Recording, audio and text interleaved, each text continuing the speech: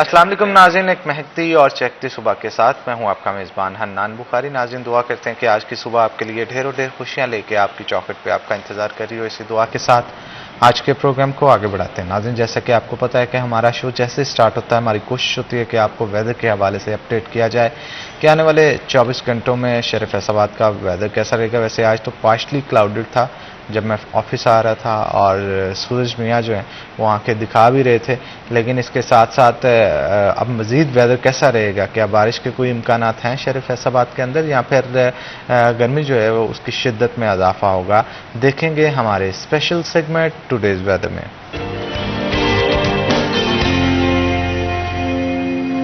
मरियम रजा हमारे साथ मौजूद होंगी। मरियम, बताइएगा क्या सूरत हाल है शहर फैसलाबाद के मौसम की? जी बिल्कुल, फैसलाबाद के मौसम की अगर बात की जाए तो दिन के आगाज में ही शहर का मतलब जो है वो जुज़वी तौर पर आबारूल है। हवाएं चलने का सिलसिला जो है वो किसी हद तक जारी है, तो उसके साथ साथ दर्जा हरारत के अंदर मामूली इजाफा जो होता है वो भी नजर आया है। सूरज और बादलों के दरमियान आंखों छोड़ने का सिलसिला जारी है। महकमा मौसमियात के मुताबिक आज कम से कम दर्जा हरारत 30 डिग्री सेंटीग्रेड रिकॉर्ड किया गया, जबकि दोपहर के वक्त में ज्यादा से ज्यादा 39 डिग्री रहने का इम्कान है। हवा में नमी का तनासुब जो है वो 60% है, जबकि हवाएं 2 किलोमीटर फी घंटा की रफ्तार से चल रही हैं। हवाएं चलने की वजह से फैसलाबाद का मौसम जो है वो कदरे बेहतर है, तो उसके साथ साथ दर्जा हरारत में इजाफा जो है वो भी गर्मी की शिद्दत का एहसास दिलाता हुआ नजर आ रहा है। लेकिन महकमा मौसमियात की जानिब से जो है इस बात की खुशखबरी सुनाई गई है कि आइंदा 24 घंटों के अंदर अब्र रहमत जो है वो बरसेगी और फैसलाबाद के मौसम को जो है वो खुशगवार कर देगी। जी बहुत शुक्रिया मरियम, आप सूरत हाल से आगाह कर रही थी।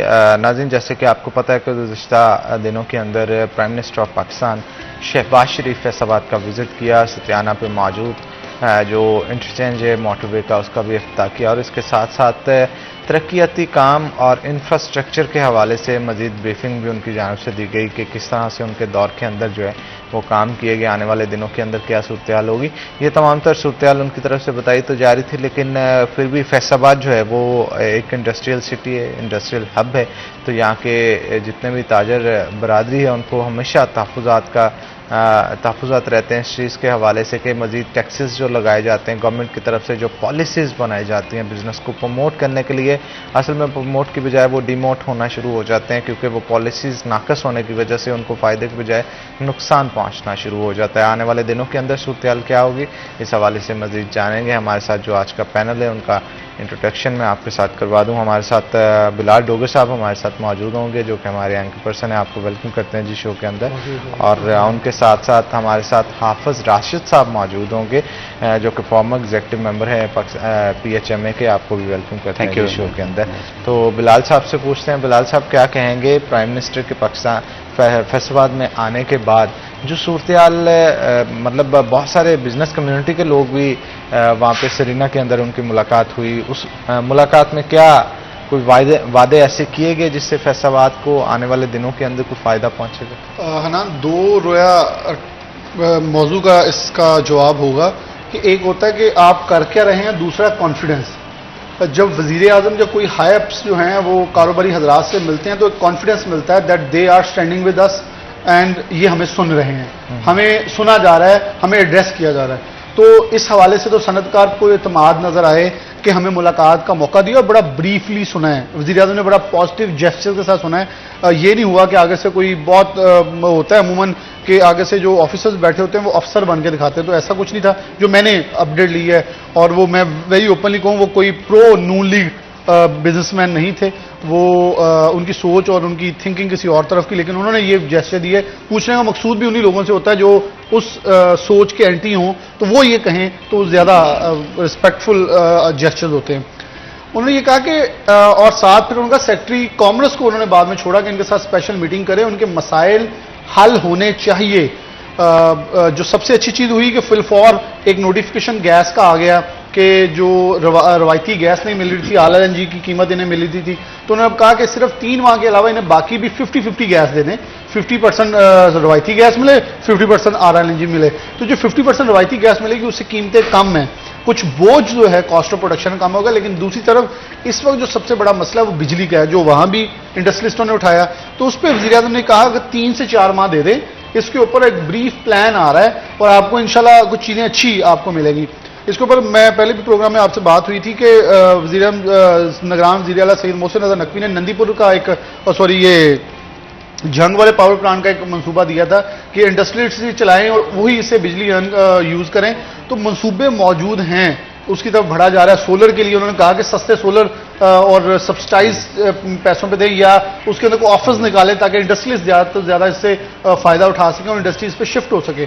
जैसे हमारे बहुत ही प्यारे दोस्त हैं सैयद आलमदार, वो 300 kVA का पूरा सिस्टम लगा रहे हैं अपनी फैक्ट्री के ऊपर। अब इंडस्ट्रियलिस्टों को ख्याल आ गया कि इतने भारी भरकम बिल अदा नहीं होने, या तो ऑर्डर खत्म हो जाएंगे, तो ये ऑर्डर खत्म नहीं कर सकते क्योंकि वो बड़ी बड़ी कंपनी के साथ प्री लॉन्ग चल रहे हैं, हाफ साहब का भी कॉन्ट्रैक्ट होगा। अब आप ग्राहक नहीं छोड़ सकते, इन्होंने इंडस्ट्री चलानी है, तो फिर ये अल्टरनेट रिसोर्सेज के ऊपर जाते हैं, सोर्सेज यूज करने पड़ेंगे।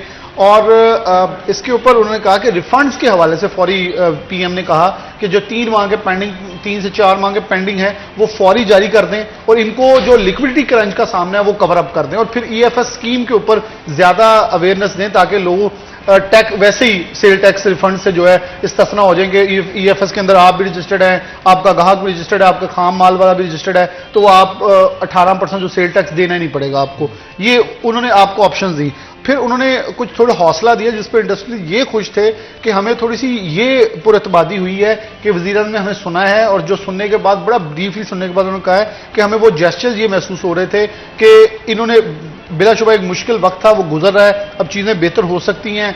जैसे दरामदी पाबंदियां एक बहुत बड़ा इशू था, और उस पर आज मेरी खबर भी है कि दरामदी पाबंदियों का आप अंदाजा लगाएं तो हनान शदीद जरूरत के अंदर भी कमो बेश 17% आपकी रुई की दरामद कम हुई है। हमें जरूरत थी, हमारा खाम माल हमारे पास कम था, लेकिन फिर भी कम आता है, तो ये बहुत बड़ा फ्लॉ है। 41% से ज्यादा आपकी मशीनरी कम इंपोर्ट हुई है, यानी कि आप जिद्दत से महरूम हो गए हैं। जिद्दत नहीं होगी, आप दुनिया को कैसे बना के दिखाएंगे नया टेक्नोलॉजी? फॉर एग्जांपल वो कहेंगे अब कपड़े की एक नई टेक्नोलॉजी आई है, उसकी लूम ही हमारे पास नहीं है, उसकी टेक्नोलॉजी हमारे पास नहीं है, 8 जेट लूमें आई पड़ी हैं, चल नहीं पा रही। तो ये एक फ्लॉ था जो कि दरपेश था। अब दरामदी पाबंदियां हट चुकी हैं, और उसके ऊपर सबसे बड़ी चीज है जो कल भी मुझे एक वो नजर आ रहा था, आर्मी चीफ जो रहीमिया खान की तरफ जो एक खिताब कर रहे थे, तो एक वो जो एक नया मंसूबा एग्रीकल्चर की तरफ, उसके अंदर अगर, क्योंकि वो सारी बेल्ट के साथ कपास भी है, अगर उसकी तरफ भी हम बढ़ते हैं तो हमारी ये जो खाम माल की जरूरत है, वो अगर दरामदात का वो कैपेसिटी स्क्वीज्ड ऑफ हो जाए, हम बहुत बेहतर हो सकते हैं। टेक्सटाइल पॉलिसी काउंसिल के जो चीफ थे जफर सरवर, जिन्होंने बनाई थी पीटीए के दौर में, उनसे मेरी गुज़िश्ता रोज कहीं मुलाकात हुई, तो मैंने कहा क्या होगा 1 साल के अंदर? उन्होंने कहा चीजें बहुत बेहतर हो जाएंगी। मैं कहा पक्की बात है, क्योंकि गवर्नमेंट, आप उनका, मैं गवर्नमेंट की बात नहीं कर रहा, मैं आपको ऑप्टिमिस्टिकली बता रहा हूं कि 1 साल में जो अभी चीजें सामने आ रही, इस फ्लो के साथ चलती हुई चीजें नजर आएंगी, तो 1 साल में हमें चीजें बेहतर होती नजर आएंगी, और चीजें बेहतर हो भी सकती हैं। निगरान सेटअप में इवन वफाक के अंदर कुछ ऑफर भी उन्हें की जा रही थी, शायद वो हो भी जाए अभी, तो ये चीजें पाइपलाइन में, क्योंकि वो पॉलिसी बना के दे रही है टेक्सटाइल के ऊपर भी, ताकि पाकिस्तान के मफाद के अंदर चीजें बेहतर हों, और ये होना भी चाहिए। और डॉक्टर खुर्रम तारिक जो हमारे चैम्बर के सदर हैं, वो बहुत ज्यादा एनर्जेटिक हैं, रियली मेरे बहुत सारी पॉइंट्स में उनके इख्तलाफात एक अपनी जगह होंगे, लेकिन जो उनकी सोच और विजन है वो एक बिल्कुल वाइज है और बड़ा स्ट्रेट फॉरवर्ड है कि हमने इस ट्रैक पे चलना है, और संजीदगी से। चैम्बर में कोई डेरेदारी जैसा कुछ नहीं चलेगा, बल्कि हकीकतन कुछ अमली इकदाम करें ताकि आपके चैम्बर को लोग रिकग्नाइज करें। उन्हें देखें ना, फाइनेंस का बिल आता है तो फाइनेंस की कमेटी के जो अमेंडमेंट्स होती हैं उसका चेयरमैन लगाएगा। ये फैसलाबाद के लिए एजाज की बात थी कि ऐसी शख्सियत को हमारे शहर से लगाया जाता है जिसको ये समझा जाता है कि वो पॉलिसी मैटर्स के अंदर अपना आउटपुट दे सकता है। तो यही तो हम सीखते थे कि हमें स्टेक होल्डर्स के तौर पर समझा जाए, और वो समझा जा रहा है, ये एक पॉजिटिव आउटकम। बिल्कुल ठीक कहा। हाफिज साहब, आप क्या कहेंगे, क्या पॉजिटिविटी आपको इस विजिट के अंदर देखने को मिली? बिस्मिल्लाहिर्रहमानिर्रहीम। सबसे पहले तो हम अपने प्राइम मिनिस्टर मियां शहबाज शरीफ साहब को फैसलाबाद विजिट पे खैर मकदम करते हैं कि उन्होंने हमारे लिए वक्त निकाला और यहाँ पर तशरीफ़ लाए। बहुत दरीना हमारे बिज़नेस कम्युनिटीज़ के कुछ मसाइल हैं जो कि चल रहे थे, और हमें ये कॉन्फिडेंस मिला कि हमें सुनने वाला कोई है और उसको हल करने की एक उम्मीद ज़ाहिर हुई है। तो उन्होंने मियां साहब ने जितनी भी हमारे मसाइल हैं उनको वहाँ पर डिस्कस हुए, उनको फिलफोर हल करने की उम्मीद दिलाई है। हम इस गवर्नमेंट से भी इंशाल्लाह ये उम्मीद रखते हैं कि इंशाल्लाह ये बिज़नेस कम्युनिटी को आगे तरक्की देने के लिए सोच रहे हैं, और आगे इसको जो हमारा एक्सपोर्ट का सर्कल इस वक्त डेड पोजीशन पे चला गया है, डाउन पोजीशन पे चला गया, उसको इंशाल्लाह बेहतर करने के लिए ये पॉलिसीज बनाने की कोशिश कर रहे हैं। और सबसे ज़्यादा जो इस वक्त सबका एक कॉमन इशू है, वो है एनर्जी क्राइसिस में जिस तरह बिजली के हमारे हर रोज़ रेट्स जो हैं वो डिस्टर्ब कर रहे हैं। सब्सिडीज़ हमारी ख़त्म हो गई थी एक्सपोर्ट्स की, हमारे रिफंड्स बहुत पुराने जो है वो अभी तक वहाँ पर पड़े हुए, जो कि एक्सपोर्टर का अपना वर्किंग कैपिटल होता है, असल पैसा जो रुका हुआ है, उस वजह से भी हमारे बिज़नेस में काफ़ी क्रंच आ चुका है। तो उस चीज़ से हमें निकालने के लिए उन्होंने बड़ी उम्मीद ज़ाहिर की है कि इंशाल्लाह hope for the best, good time is coming, कि हम आपको ये सारी चीज़ें क्लियर करके इंशाल्लाह अपने जो एक्सपोर्ट को स्मूथ करेंगे, और एक्सपोर्ट को स्मूथ करना ही हमारे मुल्क की सर्वाइवल है, क्योंकि इससे हम फॉरेन रेमिटेंस लेके आएंगे, एम्प्लॉयमेंट जनरेट करेंगे, और जितना ज़्यादा किसी भी मुल्क में एक्सपोर्ट जो है वो तरक्की करती है, उतना ही वो मुल्क तरक्की करता है, उसकी इकॉनमी तरक्की करती है। बिल्कुल ठीक कहा आपने। बिलाल, कितने लोग थे जो कि सरीना के अंदर मीटिंग में थे, और इस चीज़ का तयन किसने किया था कि चैम्बर की तरफ से कौन कौन जाएगा? अच्छा, इसमें ऑलमोस्ट सब जितने भी स्टेक होल्डर्स हैं, जिसमें अगर फैसलाबाद चैम्बर की बात कर लें और फैसलाबाद चैम्बर के एग्जीक्यूटिव मेंबरान की बात करें, तो तकरीबन सारी एसोसिएशन और सारी ताजर कम्युनिटी से उनकी नॉमिनेशन मौजूद है, नुमाइंदगी मौजूद है। इसके अलावा बूमा के सेंट्रल साबका चेयरमैन को बुलाया था। कैसे गुच्छा साहब की तबीयत दूसरी में नासाज थी, लेकिन उनको भी, पाइमा को भी एक बार, लेकिन पाइमा के एक दिन पहले वफाकी वज़ीर दाहिर राना सनाउल्लाह साहब से इस्लामाबाद के अंदर मीटिंग हो चुकी थी। तो हर स्टेक होल्डर को वहाँ इनवाइट किया गया था, उनको ब्रीफली सुना गया। स्पेशल जो फोकस था वो टेक्सटाइल के ऊपर था, और वो सुना गया है। उन्हें इस चीज़ की यकीन दहानी करवाई गई है कि आप यकीन रखें कि आपको बिल्कुल स्मूथ लगेगा। बेसिकली अब सारा जो फोकस है वो IMF के अगला केयर टेकर सेटअप है उसके ऊपर इस वक्त सब है। डेफिनेटली इन्होंने चले जाना है। IMF भी इस गवर्नमेंट से श्योरिटी ले रही है, क्योंकि देखें अगर $1.2 बिलियन इस गवर्नमेंट को मिल जाता है तो केयर टेकर को भी एक अनाउंसमेंट के तहत $1 बिलियन मिलने हैं। अगर नहीं मिलते तो एटलीस्ट $800 मिलियन जो हैं वो तो मिलने ही मिलने हैं। अब वो एक ऐसी शख्सियत जो ऐसी गवर्नमेंट को दिए जाएंगे जो पावरफुल हो, जो डिसीजन मेकिंग में हो। तो IMF 2-3 माह या 4-5 माह के लिए तो नहीं किसी को पैसे देने वाली, वो डेफिनेटली उन्होंने अपने ये भी देखना है इन्होंने पैसे कहां से निकाल के हमें वापस देने हैं। तो चीज़ों को ऑर्गेनाइज करवाया जा रहा है, और ये बेसिकली आप ये मत समझें कि ये सिर्फ गवर्नमेंट कर रही है। IMF और उसके साथ साथ जो सऊदी अरेबिया है, दुबई है, उनके बहुत सारे स्टेक्स, चाइना, उनके स्टेक्स हैं इस वक्त। CPEC आपका चल रहा है, आपका एयरपोर्ट ऑलमोस्ट कंप्लीशन के करीब है ग्वादर का। तो हम इस वक्त अपना की रोल प्ले कर रहे हैं। इंडस्ट्रियलिस्ट जो है अभी भी वो जितना क्वेश्चन पहले दिखा रहे थे, अभी मसल दिखा रहे हैं कि हम बढ़ सकें। इनके मसल्स के साथ साथ असल पूरी दुनिया से जो पाकिस्तान में इन्वेस्टमेंट है उसके दरवाजे अब खुले हैं। लोग जो हमारे साथ स्टेक होल्डर, जिसमें दुबई सर फहरिस्त है, कतर है, सऊदी अरेबिया है और चाइना, ये 4 स्टेक होल्डर्स का इंटरेस्ट इस वक्त पाकिस्तान में बहुत ज्यादा हो चुका है। आप देखें कि अभी हमारी जो ट्रेन सर्विस है अफगानिस्तान के रास्ते, उज़्बेकिस्तान के साथ हमारे मुआहदे हुए हैं, हमारे तुर्कमानिस्तान के साथ मुआहदे हुए हैं, अजरबैजान के साथ हमारा मुआहदा हुआ है ट्रेड का। पाकिस्तान गवर्नमेंट, मुझे इस वक्त वेरी ऑप्टिमिस्टिकली कहूं तो आज से 4 माह या 3 माह पहले चल जाऊं तो मुझे इस हाकदार ऐसे चीजों को प्रेजेंट करते नजर नहीं आ रहे थे। वेरी क्लियरली मैं इसके ऊपर बड़ा कैटेगोरिकली बोलूंगा। अब अगर देखें तो हर 2 दिन बाद, एक दिन में 2-2 बार वो मीडिया को फेस कर रहे हैं। इसका मतलब है कि उनके पास अब कुछ है कि वो सवालों के जवाब देने, क्योंकि जब मीडिया पे आना तो आपको पता होता है कि मुझे कोई भी क्वेश्चन हो सकता है। So it's mean that they are ready कि हमें कोई क्वेश्चन होगा या हमें कोई आगे से काउंटर होगा तो हम उसे काउंटर आर्गुमेंट देने के लिए तैयार हैं। हमारे पास कोई चीज मौजूद है। आप उसी वक्त कॉन्फिडेंट होते हैं जब आपके पास कुछ हो। जब पल्ले कुछ ना होवे फिर तुम मुंह भी लुकाते हो। जैसे उनसे सवाल किया गया था कि IMF का मुआहदा आपके साथ नहीं होगा तो उन्होंने गुस्सा भी किया था, लेकिन अब वो टेम्परेचर और टेम्परामेंट चेंज नजर आ रहा है।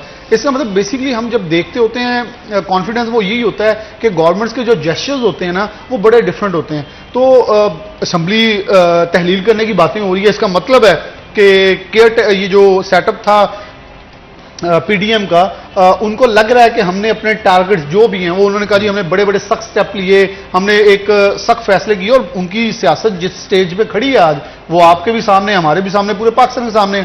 लोग ये समझते हैं कि उन्होंने मुल्क के अंदर महंगाई बढ़ाई, बेड़ा गर्क कर दिया, लेकिन वो कह रहे हैं, जैसे मियां शहबाज शरीफ ने फैसलाबाद में एक तकरीर के दौरान कहा कि 2018 में, और इसमें कोई भी दो राय नहीं है, मुझसे पूछे मैं नहीं कहूंगा दो राय, क्योंकि 2018 में जो सेटअप जीरो रेट इंडस्ट्री कर गए, DLTL का ऑफर दे गए। ये सब कुछ मियां नवाज शरीफ की आखिरी टर्म में शायद खाना बासी करके गए थे। 2017 में जब इसहाक डार विड्रॉ कर रहे थे, उनको हटाया गया था, तब ये उन्होंने सब कुछ ऑफर्स दी थी और वही कंटिन्यू हुई। और ये इकोनॉमी का रूल है। मैं तो इकोनॉमिक्स का स्टूडेंट नहीं हूं, लेकिन नालायकी इतनी मेरी है कि मैं मुझे इतना इल्म है कि जब भी इकोनॉमिक्स के अंदर या कॉमर्स का ये रूल्स हैं, जब कोई चीज इंप्लीमेंट होती है तो उसके आफ्टर इफेक्ट्स जो हैं वो 1-2 साल में आते हैं। उसके इफेक्ट्स आए, लेकिन वो अब किस्मत अच्छी कि PTI के खाते पड़ गए। उन्होंने कहा जी हमारी पॉलिसीज थी, इवन हम तब भी कहते रहे पॉलिसीज नहीं है, पॉलिसी नहीं इंप्लीमेंट हुई, लेकिन हमारे दोस्त जो पाकिस्तान तहरीक इंसाफ से बसते हैं वो इससे एग्री करते रहे कि हमें वो ऑफर्स नहीं दी जा रही जो हमारी हक था। लेकिन उसके बाद अब देखें तो उसके इफेक्ट्स अब आए हमें, और हमने देखा, मुझे याद है, हाफिज साहब भी इस चीज के गवाह हैं, मैं कोविड के दौरान जब एक्सपोर्ट बढ़ी थी, मैं हर एक्सपोर्टर से एक सवाल करता रहा कि गवर्नमेंट क्या कर रही है इस कंज्यूमर को कैप्चर करने के लिए। ये कंज्यूमर आरजी हमारे पास आया है, कल उसे दूसरी जगह से अच्छा रेट मिलेगा, वो भाग जाएगा। वो हुआ, हमने होता देखा, हमने उस पर चीखा चलाया। गवर्नमेंट कोई भी कोशिश नहीं करी कि इन ग्राहकों को रोक लिया जाए। एक्सपोर्टर के रिफंड देना ही सिर्फ हल नहीं है। आपने 100 अरब रुपए के रिफंड दे दिए तो एक्सपोर्टर खुश हो गए, जी हमें रिफंड, बिलाशुबा भी उनका हक है। और कुछ एक्सपोर्टर ने बड़ा कैटेगोरिकली इसके ऊपर बोला कि हमारा कोई हमें भीख नहीं दे रहे, ये हमारा हक था, जो आपने रखा हुआ था वो हमें वापस कर दिया है। उसके अंदर फिर PTI की गवर्नमेंट के एंड पे DLTL नहीं दिए गए। जो सच्चाई है वो हमें एक्सेप्ट करनी चाहिए। इस गवर्नमेंट ने फ्लॉज दिखाए, अब उन्हें जाकर संजीदगी आई। PTI की दौर में आखिर पे कुछ संजीदगी नजर आई, वो गवर्नमेंट चलेगी। तो ये चीजें हमें थोड़ा बड़ा ऑप्टिमिस्टिकली ओपन आइज के साथ देखनी चाहिए कि जो फैसलाबाद की जो मीटिंग थी यहाँ पे, जैसे PTI के दौर में ख्याल अहमद कासरू ने करवाई थी, इस दफा PM को लाने और इंडस्ट्रियलिस्ट को मिलवाने में अहम किरदार किस पॉलिटिकल पर्सनैलिटी का? इसमें किसी भी पर्सनैलिटी का नहीं था। PM ने खुद कहा, और इवन मुझे राना सनाउल्लाह खान साहब भी इस हद तक इंटरेस्टेड नजर नहीं आए, वेरी ऑनेस्टली। और उनको तो कैश करना चाहिए था। कास्ट्रो साहब ने सिर्फ वजारत लेनी थी। मैं तो तब भी कह रहा था और बाद में मैंने कहा कि डिनर किसी ने दिया, बिल किसी ने दिया, वजारत कोई और ले गया। ये ऑलरेडी चीजें प्लान हुई थी। मैं उस चीज का शाहिद हूं कि इन्होंने कहा हम डिनर देंगे, डिनर देने के बाद इसको आगे कर देंगे, जी वजारत इसको दे दें। और हाँ, पहले सरीना में एक बात हुई कि आप वजारत इसे दे दें, तो उन्होंने कहा जी देखें फैसलाबाद के बाकी लोग नाराज हो जाएंगे। तो फिर चनाब क्लब आगे बाकी उन्होंने कहा जी हम नाराज भी होते इसे ही दे दें। तो ये ऐसे यहां बेसिकली वजारतों की बंदर बांट चल रही थी। फैसलाबाद को उसका हक नहीं दिया गया था, जो कि वेरी ऑनेस्टली है। अब ये देखें, वजीर आजम के मशीर जो हैं कॉमर्स के राना एहसान अफजल खान साहब मौजूद हैं, वो हमारे प्रोग्राम में कई बार आए हैं। आप मेरे ख्याल में इस चीज के शायद होंगे। मैं इस चीज का इसलिए कहता हूं, वो नौजवान ने कभी भी दो गलत राय नहीं दी। वो अगर आप उसे कहेंगे आपकी गवर्नमेंट गलत कर रही है, तो वो कहते हैं हाँ गलत हो रहा है और ये हमें ठीक करना होगा, हमें वक्त चाहिए, हम ठीक कर लेंगे। ये नहीं होता, नहीं जी हम जी ये देखें सुहाने ख्वाब हैं जी, मुल्क तरक्की कर रहा है, एक्सपोर्ट बढ़ी है। हमारी GDP बढ़ रही थी, लेकिन GDP बढ़ते हुए हमें उसे तसलसल बरकरार रखना है। ये नहीं है कि एक माह के लिए बढ़े, दूसरे माह फिर डिप आए। अब आप लोग या कोई भी PTI वाले ये तो नहीं बता रहे कि मई और जून में एक्सपोर्ट बढ़ी है। हम मैं फिगर्स देने के लिए तैयार हूं कि आपका डिप था, लेकिन मई और जून इन 2 माह का डेटा उठा के देखें तो पिछले मंथ से हमारी एक्सपोर्ट बढ़ रही है, लेकिन ईयरली बेसिस नीचे आई है, मंथली बेसिस पे ऊपर आई है। तो हमें कुछ पॉजिटिव भी दिखाना चाहिए ताकि उम्मीद की किरण रोशन हो। इसका मतलब है कि हमारे इंडस्ट्रियलिस्ट के पास कुशन मौजूद है, वो बढ़ सकते हैं। यहां गवर्नमेंट का फ्लो है कि उन्हें बिजली महंगी दे रही है, गैस महंगी दे रही है, फिर भी वो बढ़ रहे हैं। अगर ये थोड़ा सा नीचे आ जाए तो देखें वो किस हद तक बड़े मार्जिन के ऊपर जो है वो एक्सपोर्ट बढ़ा सकते हैं। अब जो उज़्बेकिस्तान या तुर्कमानिस्तान से गैस आएगी वो इंडस्ट्रियलिस्टों को दें, कतर से सस्ता मुआहदा कर रहे हैं वो दें, तो डेफिनेटली सस्ती गैस मिलेगी, कॉस्ट ऑफ प्रोडक्शन स्क्वीज होगी, तो हम दोबारा इंशाल्लाह अपने ट्रैक पे एक्सपोर्ट बढ़ाएंगे। यहाँ पे मैं इस बात को ऐड करता जाऊँगा कि बिजनेस कम्युनिटी का जो हमारा सेशन सरीना होटल में हुआ है, इसको मैं डॉक्टर खुर्रम साहब हमारे प्रेसिडेंट FCCI जो है उनको अप्रिशिएट करूंगा कि उन्होंने इसके लिए बड़ी कोशिश की और उनकी पूरी एग्जीक्यूटिव टीम ने, जिनमें चौधरी अजहर साहब और बाकी हमारे मोहतरम हजरात शामिल हैं, उन्होंने आपस में बैठने का एक बड़ा अच्छा मौका फ्राहम किया। क्या ये डायरेक्टली PM के साथ इंटरकनेक्टेड है? जी जी, अपने शेड्यूल में उनको शामिल करके पूरा उनके साथ एक सेशन इन्होंने प्लान किया है। उस मीटिंग में कोई सियासी बंदा नजर नहीं आएगा। मैंने कल यही मैं पूछने वाला था आगे कि उस मीटिंग के अंदर कोई पीएम के अलावा उनकी पार्टी का कोई पॉलिटिकल पर्सनैलिटीज मौजूद थी या नहीं, ये सेशन टोटली एक बिजनेस कम्युनिटी का सेशन था जिसमें बड़े सिलेक्टिव और हमारे जितने बिजनेस कम्युनिटी के लीडर्स हैं वो ही सिर्फ शामिल थे और उन्होंने जितने स्टेक होल्डर्स के प्रॉब्लम हैं उनको लीड किया, उनको प्रेजेंट किया। और बिल्कुल इस PM पे साहब मजीद गुफ्तगू करते हैं, लेकिन एक छोटी सी ब्रेक के बाद दोबारा हाजिर होते हैं। आपने कहीं नहीं जाना, हमारे साथ हैं।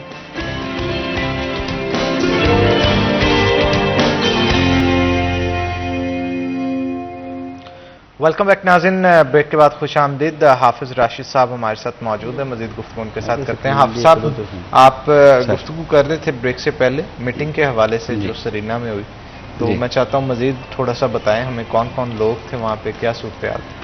जी, thank you very much Bukhari साहब।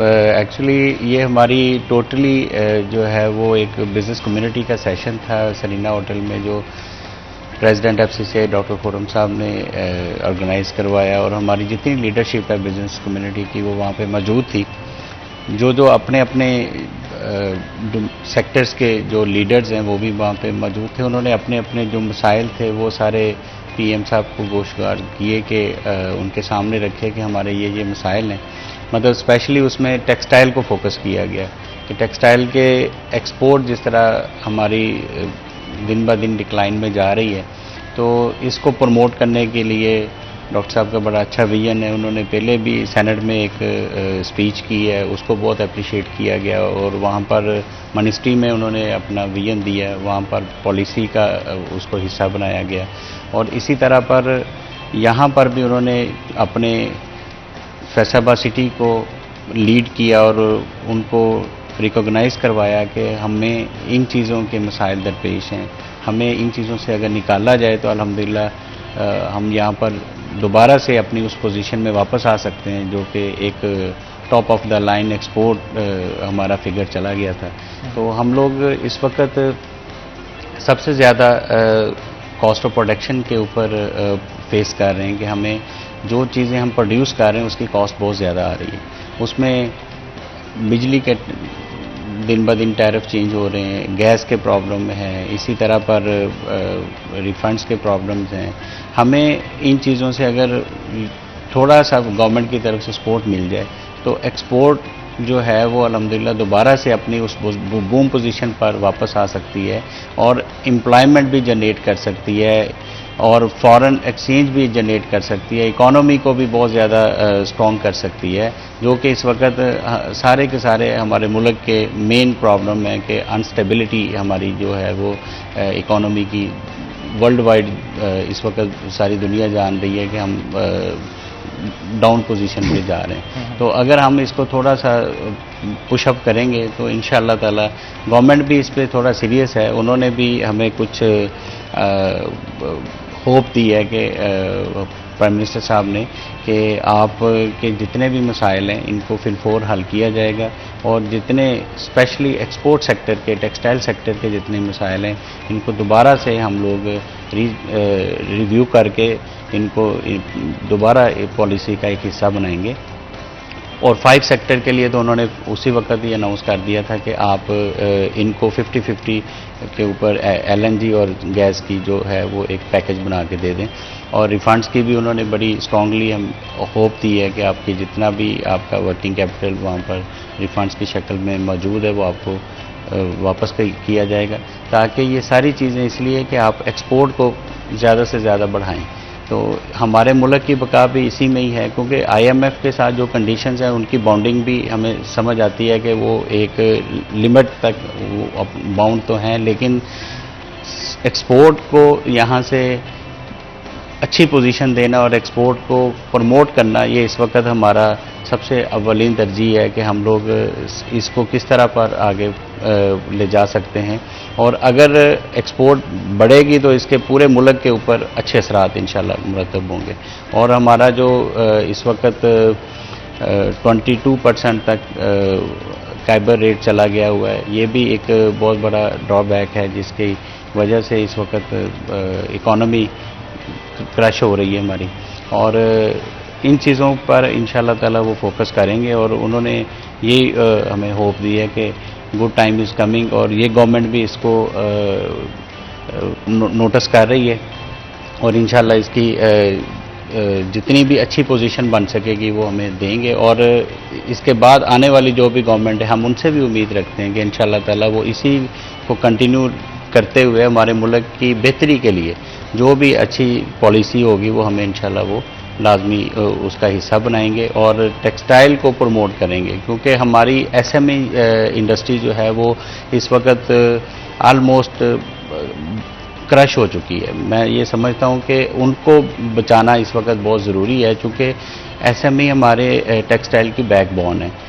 और हम आप जिससे समझते हैं कि फैसलाबाद में हमारे कॉटेज इंडस्ट्री जो है वो बहुत ज़्यादा यहाँ पर मौजूद है और वो किसी न किसी शक्ल में कॉर्पोरेट सेक्टर को सपोर्ट कर रही होती है और वो सस्ती होती है as compare to import, as compare to others sources. As vendor वो हमें बहुत सारी चीज़ें दे रहे होते हैं। अगर हम एसएमई सेक्टर को बहाल करेंगे, उनको सपोर्ट करेंगे, उससे उनको भी रोज़गार मिलेगा, कॉर्पोरेट सेक्टर भी स्ट्रॉन्ग होगा और एम्प्लॉयमेंट जो है वो भी ज़्यादा से ज़्यादा इसमें जनरेट होगा। बिल्कुल ठीक कहा आपने। बिलाल साहब, अगर देखा जाए ऑल ओवर द वर्ल्ड बड़ी मईशतें किन किन ममालिक की हैं तो इंडिया तो उसमें नज़र आता है, पाकिस्तान दूर दूर तक नज़र नहीं आता। हनान वेरी क्लियरली हमारा नहीं बनता इंडिया से कोई मुकाबला। मैं इस पर बड़ा क्लियर हूँ। 750 अरब डॉलर की एक्सपोर्ट्स हैं, इकॉनमी है, हम 27 अरब डॉलर की हैं। The difference is almost more than $700 billion. तो मेरे ख्याल में ये खाम ख्याली है। हमें ये कहना चाहिए कि हम कोशिश करें, हम अपनी बढ़ाएं, हम छोड़ दें। हमारे से तो बांग्लादेश $50 बिलियन पे जा चुका है, वियतनाम ऊपर जा चुका है, वो इस वक्त कम बेश जो है वो 100 या 50 के राउंड अबाउट वो चल रहा है। तो हमें उनको छोड़ देना चाहिए। हमें देखें कि हम अपने आप को कैसे मजबूत करें। आप साहब ने बड़ी प्यारी बात की, जो एसएमई की बात है। आप देखें हमारा बटन बाहर इंपोर्ट हो रहा है, जिप बाहर से इंपोर्ट हो रही है, जो नेट वेयर में जब मुख्तलिफ में लगता है, आप क्विल्ट कवर्स में लगा रहे हैं, जो कुछ भी लगा रहे हैं। अगर इस हद तक इवन लेबल्स, ये जो आप कपड़ों के ऊपर लेबल्स लगे हैं ब्रांडेड, ये भी बाहर से इंपोर्ट हो रहे हैं, तो क्या है ये हमारे यहाँ तो छोटी इंडस्ट्री को फरोग दे ना गवर्नमेंट, एसएमई को, कॉटन इंडस्ट्री को। हमारे पास इतने पढ़े लिखे नौजवान मौजूद हैं, उनको सब्सिडाइज कीमत के ऊपर। अब देखें कर्जा कितने पे मिलेगा, ये अभी बात करके हटे। अभी आईएमएफ ने आपके पास शर्त रख दी है 30 जुलाई को, 31 जुलाई को आपकी फिर बढ़ रही है। ये 22% पे अभी है, और ये अगर बढ़ के ये अभी 22% जो कि कुल मिला के कहते ना सारा जमा तफरीक पा के 27% बनती है।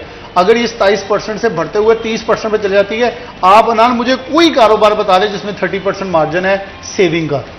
भाई इतना तो वो कमा रहे होंगे टोटल, उसमें से आमदन है इतनी, इसमें से वो कहेगा चलो 15% ऊपर दे दूं, 15 जेब में डाल लूं।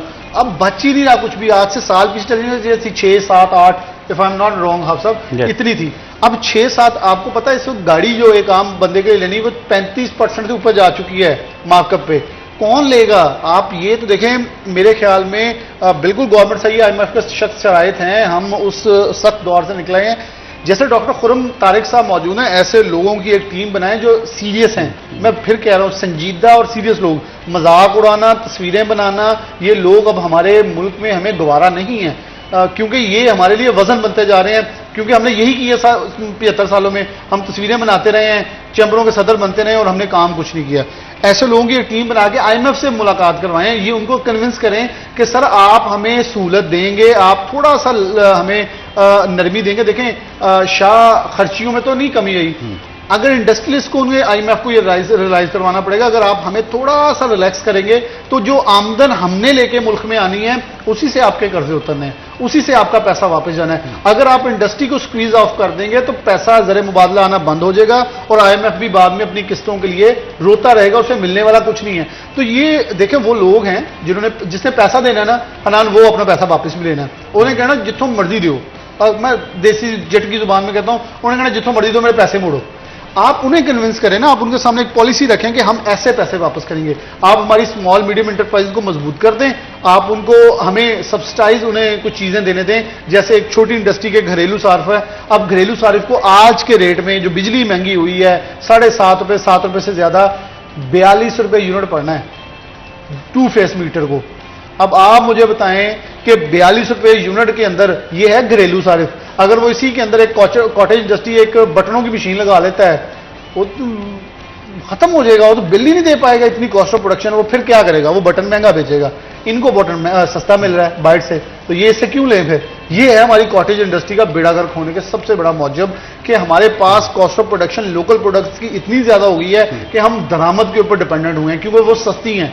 उधर आप पाबंदी लगाते हैं, फिर ये इधर आते हैं, फिर कॉस्ट ऑफ प्रोडक्शन बढ़ जाती है। अगर इनको थोड़ा सा रिलैक्स कर दिया है, जैसे फॉर एग्जांपल आपकी जिनिंग है, आपकी स्पिनिंग है, अब उनके जब स्पिनिंग मिल ने 60-70 रुपए यूनिट का बिजली इस्तेमाल करनी है, उसने जब रुई देनी है, डेफिनेटली वो यौन महंगा होना है। जब वो यौन महंगा होना है तो सूतर मंडी में जो बैठा है उसने दुकान का बिल भी देना है, आरतीय ने, उसने लूम वाले को दे दिया।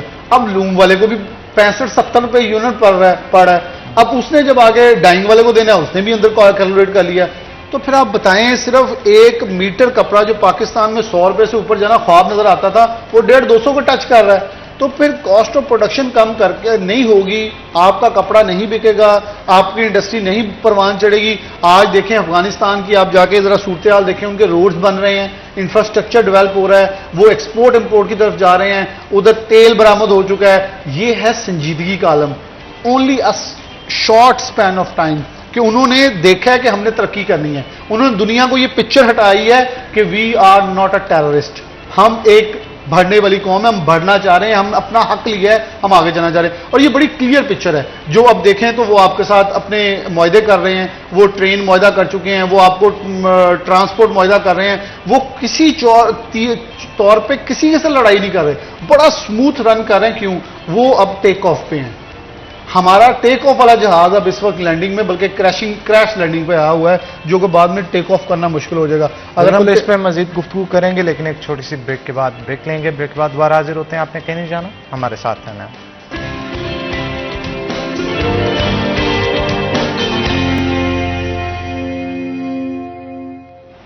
वेलकम बैक नाजरीन। ब्रेक के बाद खुश आमदीद। हाफिज राशिद साहब हमारे साथ मौजूद हैं, मजीद गुफ्तगू उनके साथ करते हैं। आप सब बहुत सारी कंट्रीज आपने विजिट भी की होंगी, वहाँ के इंफ्रास्ट्रक्चर में और यहाँ के इंफ्रास्ट्रक्चर में और माशियत के हवाले से जो कारोबारी मराकज़ हैं उनकी सहूलियात के हवाले से अगर गुफ्तगू करें, कितना फ़र्क नज़र आता है? जी हनान भाई, इसमें अगर हम कंपैरिजन करें डेवलप कंट्रीज़ के साथ, तो मेरा ख्याल है कि हमारा भी कंपैरिजन बनता नहीं है, क्योंकि बहुत सारी चीज़ें जो हैं वो वहाँ पर एक सिस्टम के साथ चल रही हैं और हमारे सिस्टम की काफ़ी कमी है यहाँ पर, कि जिस वजह से हमारा फेलियर कॉज ये है। मतलब हम लोग यूके मार्केट में भी बिज़नेस कर रहे हैं, रेगुलर वहाँ पर बिज़नेस कर रहे हैं और अपना वेयर हाउस भी वहाँ पर सेट कर रहे हैं, किया हुआ है। 15 ईयर से हम लोग वहाँ पे काम कर रहे हैं। अब यूएस मार्केट में भी हम लोग अपने अच्छे ब्रांड्स के साथ काम कर रहे हैं, अच्छी मार्केट के साथ काम कर रहे हैं। एक्चुअली वहाँ पर एक कस्टमर जो है ना, वो इंटरनेशनल मार्केट के विजन के साथ बैठा होता है। हम अपनी मार्केट को रिप्रेजेंट कर रहे होते हैं, उनके सामने और दुनिया की 10 ममालिक की मार्केट्स होती हैं। वो जब हमारा कंपैरिजन करते हैं तो सबसे मेन चीज़ हमारी फेलियर कॉज ये होती है कि हम लोग अपनी कॉस्ट ऑफ प्रोडक्शन की वजह से फेल हो जाते हैं। तो क्वालिटी स्टैंडर्ड्स हम लोग मीट करते हैं, सब कुछ पूरा होता है, लेकिन जब वो प्राइस पे आके हमें दूसरे कंपटीटर्स के साथ मैच करता है तो वो हमें फेल कर देता है। वो कहता है ये आप ये चीज़ें जो हैं इस लेवल पे, इस प्राइस पे हमें यहाँ पर पहुँचाएँ। एक्चुअली वहाँ पर दूसरे कंट्रीज़ का जो सिस्टम है, वहाँ पर एक्सपोर्ट के लिए मुख्तलिफ सब्सिडीज़ दी जाती हैं, मुख्तलिफ उनकी एक्सपोर्ट की पॉलिसीज़ बनती हैं जिसमें एक्सपोर्टर्स को डिफरेंट बेनिफिट्स मिलते हैं। तो हमारे यहाँ पर अभी इन चीज़ों की बहुत कमी है कि हम लोग अनस्टेबिलिटी को ख़त्म नहीं कर सके। अगर हम अनस्टेबिलिटी को ख़त्म करें, अपनी प्राइसेस को मेंटेन करें, अपनी मार्केट को स्टेबल करें, फिर हम लोग इंशाल्लाह ताला दुनिया को लीड कर सकते हैं। कोई शक नहीं है कि पाकिस्तानी प्रोडक्ट जो है वो अल्हम्दुलिल्लाह पूरी दुनिया में मशहूर हैं, वेल नाउन है, लोग पसंद करते हैं। हमारे पाकिस्तानी ब्रांड्स को जो भी लोग काम कर रहे हैं, पूरी दुनिया में लोग रिकॉग्नाइज़ करते हैं कि मेड इन पाकिस्तान जो है ये मार्केट तक पहुंचना चाहिए।